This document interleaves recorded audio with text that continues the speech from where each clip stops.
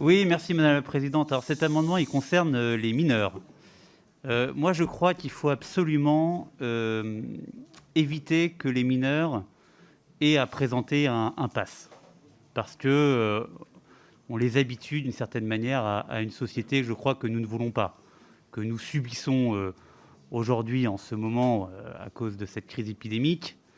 Mais je pense que quand on a 12 ans, 13 ans, il n'est pas bon d'habituer ces très jeunes à devoir, pour aller faire une activité sportive, à aller au théâtre ou que sais-je, à montrer un pass vaccinal. C'est la première raison. La deuxième raison, elle vient aussi du fait que, en rendant la vaccination d'une certaine manière obligatoire pour les mineurs, alors même qu'on sait que c'est pour l'instant une population qui est très peu touchée dans des formes graves par la maladie du Covid. Je ne crois pas que ça soit extrêmement utile. Enfin, en tout cas, je trouve que le bénéfice-risque n'est pas bon pour eux. Et on voit dans pas mal de familles, en plus, des divisions entre un enfant qui veut évidemment continuer à faire ses activités, des parents qui sont, eux, contre le vaccin, et donc qui se retrouvent dans des situations difficiles.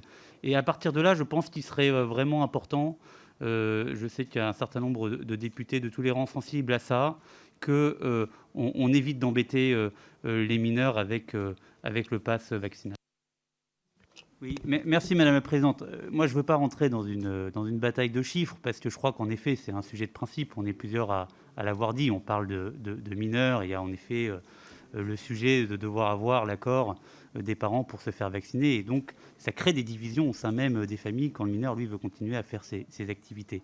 Mais si on regarde le dernier rapport des autorités britanniques, des autorités sanitaires britanniques qui ont un peu d'avance sur nous sur Omicron, monsieur le rapporteur, Omicron, il touche 12%. Enfin, Omicron touche en moyenne, en groupe d'âge, seulement 12%, les 10-19 ans, contre 20% pour Delta, sur 18 jours donc d'études.